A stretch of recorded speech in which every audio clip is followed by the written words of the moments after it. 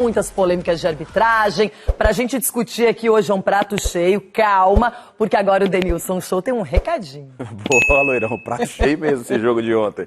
Bom, pessoal, galera, é o seguinte. Pensa num time que joga redondo e que faz bonito em qualquer campo. De Flamengo e Atlético Paranaense, Furacão e Mengão, 2-2.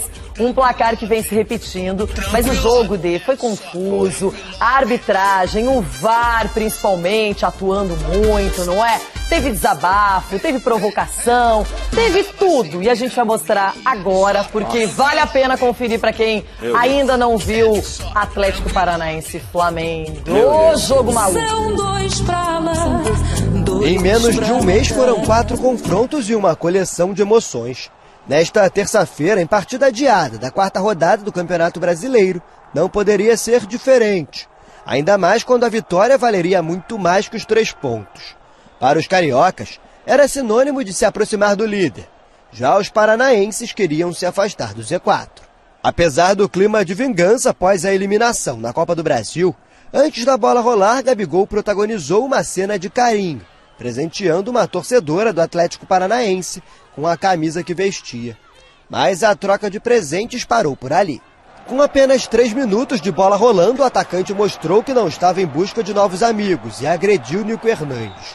Mesmo próximo ao lance, o árbitro optou por advertência verbal. Eu falo o seguinte, o que ficou no campo morre lá, tudo bem. Mas o que a gente tem que ter, independente do adversário, independente do time que você joga, um pouquinho de respeito só, né? Então isso que eu falo sempre, é só você pegar o histórico de alguns jogadores. E o atacante não precisou de muito tempo para dar outro tipo de dor de cabeça aos atleticanos. Sem marcar a 9 partidas, Gabriel voltou a balançar a rede logo aos 16 minutos, após aproveitar rebote dado por Santos. 1-0. Antes de ampliar o marcador, Andréas Pereira assustou os paranaenses, mas a tarde era mesmo do camisa 9. Santos saiu jogando mal, Isla recuperou a posse e Gabriel, de cobertura, fez o segundo. Golaço. Agora o artilheiro está a apenas uma bola de chegar ao gol de número 100 com a camisa do Flamengo. A essa altura o jogo já era brigado e ficou ainda mais polêmico nesse lance. Após falta em Léo Pereira, Marielson Alves da Silva expulsou Renato Kaiser com vermelho direto. Mas depois de consultar o VAR, o árbitro mudou de opinião, cancelando o cartão vermelho e aplicando o amarelo. Hoje a arbitragem passou dos limites. Hoje ela passou dos limites. Na expulsão do jogador, o Kaiser, ele devia ter sido expulso. Foi uma agressão por cima e por baixo. Tanto é que o juiz expulsou na hora. Aí mais uma vez, o VAR entrou em ação. Porque quando eu falo que o VAR que apita o jogo, ninguém acredita. Renato Gaúcho não foi o único a reclamar da decisão. Nas redes sociais, Bruno Henrique, que cumpria a suspensão e não entrou em campo, também contestou o lance. Se fosse eu, estaria expulso. Já o vice-presidente geral e jurídico do clube carioca declarou: e essa expulsão anulada pelo VAR? Brincadeira. No segundo tempo, os donos da casa voltaram melhor. Ainda na primeira jogada, pediram pênalti em lance envolvendo Vitinho e Pedro Henrique. Mas a reação sairia justamente dos pés de Renato Kaiser. Após chute de Nicão, Diego Alves deu rebote e o atacante estava na área para completar. O lance chegou a ser anulado pelo assistente, mas confirmado pelo árbitro de vídeo. 2-1. Então a pergunta que eu gostaria de fazer para o Gaciba e para os árbitros, no próximo jogo, meu jogador pode dar soco então. Meu jogador vai poder agredir. Pode ir lá no VAR, ele deu um soco. Não, mas não precisa ser expulso. Não sangrou, não quebrou os dentes do adversário. O que precisa fazer para ser expulso? E o jogador que foi expulso e voltou, foi o que fez o primeiro gol. E fica por isso mesmo. Nós chegamos ao ponto do VAR não deixar expulsar o cara que agrediu. 3 minutos depois, o Atlético marcou outra vez. Após cruzamento de Abner Vinícius, Terãs subiu mais que a zaga para cabecear. A bandeira subiu novamente, agora de forma correta para anular o gol de empate. Já nos minutos finais, o time de Alberto Valentim colecionou chances de empatar a partida. Primeiro com Kaiser, passou perto. Já aos 48, o goleiro mostrou que ainda tinha fôlego para defender o bom chute de Bissoli. 1 minuto depois, Diego Alves falhou. Em cobrança de escanteio feita por Nicão, o goleiro não achou a bola, que sobrou para Bissoli deixar tudo igual. 2-2. No último lance da partida, Gustavo Henrique por pouco não decreta a vitória carioca. Parou na trave.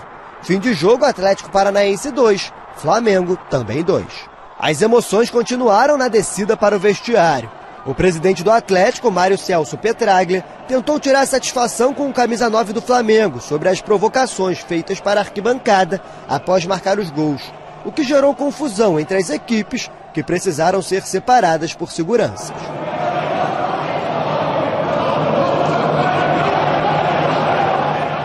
São dois clubes que se encontraram recentemente, né?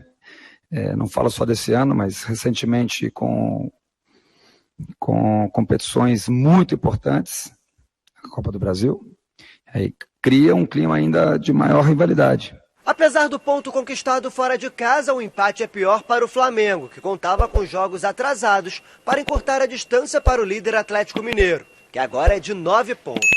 Já o Atlético Paranaense chegou aos 35 somados e abriu 5 da zona de rebaixamento. Enquanto houver chance, o Flamengo vai brigar. De hoje para amanhã, nós diminuímos mais um ponto em relação ao Atlético. O Atlético tem o jogo dele amanhã, depois nós temos nossos jogos atrasados. Tem muita coisa ainda para acontecer no Brasileiro. E eu continuo acreditando muito no Brasileiro, da mesma forma que o meu grupo está acreditando. Mas o semblante do Renato é sério porque sabe que deixou 2 pontos. Pelo primeiro tempo que fez o Flamengo, só que a gente não tem como falar desse jogo sem olhar para as polêmicas da partida. A arbitragem do Marielson Alves da Silva, baiano, ele que vem fazendo umas arbitragens horrorosas na Série A. Falei de uma delas aqui, acho que bastante, você vai lembrar, você sabe qual. Uma bem recente, né? Inter e Bragantino. Agora, vamos fazer o seguinte, vamos começar com um lance que eu quero ser muito justa aqui. A transmissão não tocou nesse assunto, ninguém questionou isso durante o jogo.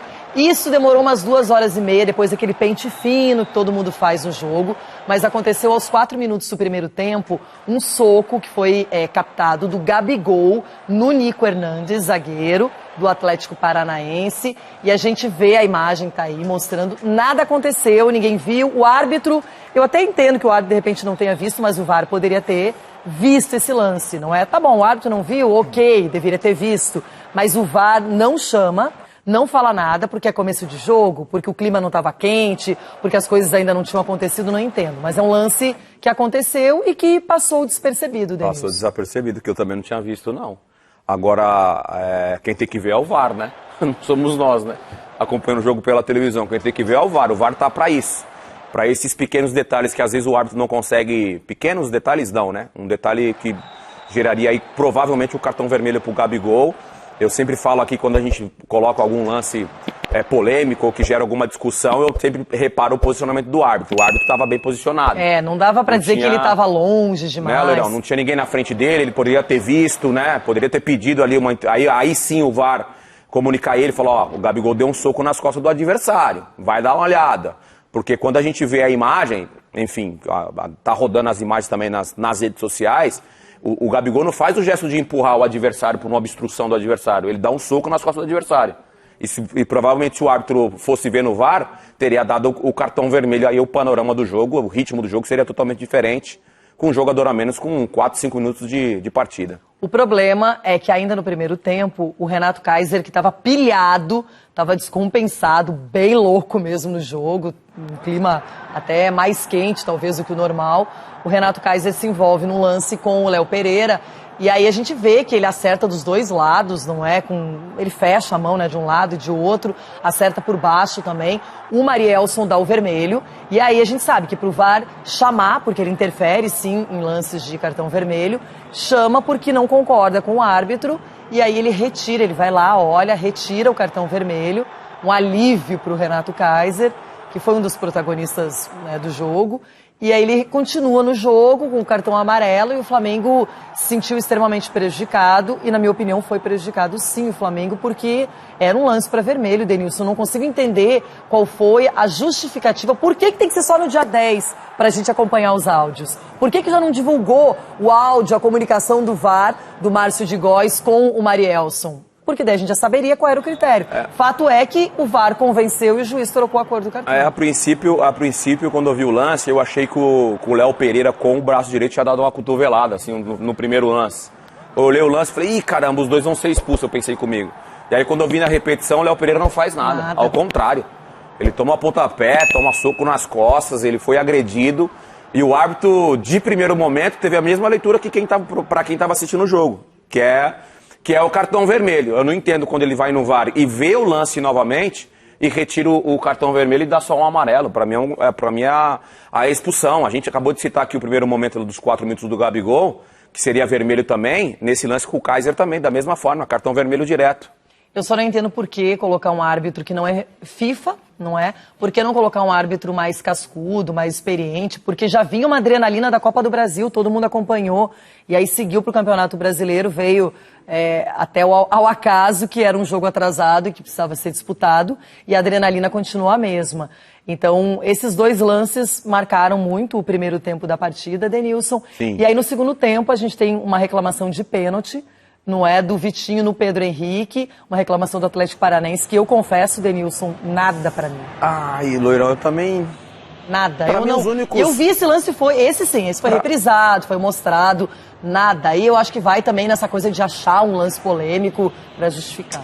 Pra mim, os dois lances polêmicos foram os lances que a gente acabou de citar aí na partida. O jogo foi um jogo bem movimentado, bem eletrizante, assim, tecnicamente falando, né? Eu vi que você falando aqui de um primeiro tempo do Flamengo, e aí que não pode perder um jogo com 2-0 e com a qualidade que tem, deixar perder, né?